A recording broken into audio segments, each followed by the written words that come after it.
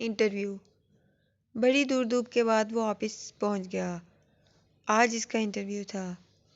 وہ گھر سے نکلتے ہوئے سوچ رہا تھا، اے کاش آج میں کامیاب ہو گیا تو فوراً اپنے پشتینی مکان کو خیر باد کہہ دوں گا اور یہیں شہر میں قیام کروں گا۔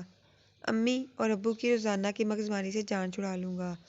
صبح جاگنے سے لے کر رات کو سونے تک ہونے والی مغز ریزی سے اکتا گیا ہوں، بیزار ہو گیا ہوں۔ صبح غسل خانے کی تیاری کرو تو حکم ہوتا ہے، پہلے بستر کی چادر درست کرو پھر غسل خانے جاؤ۔ غسل خانے سے نکلو تو فرمان جاری ہوتا ہے، نل بند کر دیا، تولیہ صحیح جگہ پر رکھ دیا یا یوں ہی پھینک دیا۔ ناشتہ کر کے گھر سے نکلنے کا سوچو تو ڈانٹ پڑی، پنکھا بند کیا یا چل رہا ہے، کیا کیا سنیں۔ یار نوکری ملے تو گھر کو چھوڑ دوں گا۔ آفس میں بہت سے امیدوار بیٹھے باس کا انتظار کر رہے تھے۔ 10 بج گئے تھے۔ اس نے دیکھا کہ پیسیج کی بتی ابھی تک جل رہی ہے۔ امی یاد آ گئی تو بتی بجھا دی۔ آفس کے دروازے پر کوئی نہیں تھا، بازو میں رکھے واٹر کولر سے پانی رس رہا تھا، اس کو بند کر دیا۔ والد صاحب کی ڈانٹ یاد آ گئی۔ بورڈ لگا تھا انٹرویو دوسری منزل پر ہوگا۔ سیڑھی کی لائٹ بھی جل رہی تھی، اسے بند کر کے آگے بڑھا تو ایک کرسی سرِ راہ دکھائی دی۔ اسے ہٹا کر اوپر کیا۔ دیکھا پہلے سے موجود امیدوار اندر جاتے اور فوراً واپس آ جاتے تھے۔ معلوم کرنے پر پتہ چلا کہ وہ اپلیکیشن لے کر کچھ پوچھتے نہیں ہیں، فوراً واپس بھیج دیتے ہیں۔ میرا نمبر آنے پر میں نے اپنی فائل مینیجر کے سامنے رکھ دی۔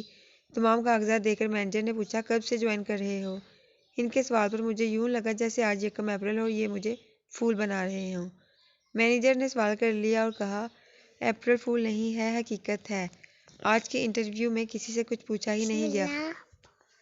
صرف سی سی ٹی وی میں امیدواروں کا برتاؤ دیکھا گیا ہے۔ سبھی امیدوار آئے مگر کسی نے نل یا لائٹ بند نہیں کی۔ سوائے تمہارے۔ مبارکباد کے مستحق ہیں تمہارے والدین جنہوں نے تمہیں تمیز اور تہذیب سکھائی ہے۔ جس شخص کے پاس سیلف ڈسپلن نہیں، وہ چاہے جتنا ہوشیار اور چالاک ہو، مینجمنٹ اور زندگی کی دوڑ میں پوری طرح کامیاب نہیں ہو سکتا۔ یہ سب ہو جانے کے بعد میں نے پوری طرح طے کر لیا کہ گھر پہنچتے ہی امی اور ابو سے معافی مانگ کر انہیں بتاؤں گا کہ آج اپنی زندگی کی پہلی آزمائش میں ان کی چھوٹی چھوٹی باتوں پر روکنے اور ٹوکنے کی باتوں نے مجھے جو سبق پڑھایا ہے، ان کے مقابل میری ڈگری کی کوئی قیمت نہیں ہے۔